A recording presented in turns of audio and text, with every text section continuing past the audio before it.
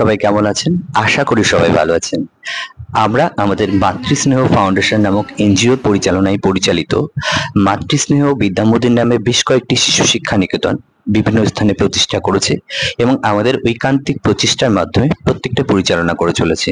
আমরা আমাদের বাচ্চাদেরকে, আমাদের শিশুদেরকে বিভিন্ন ধরনের শিক্ষা দিই এবং কখনো কখনো তাদেরকে হাতের কাজ বাড়ি থেকে দিই।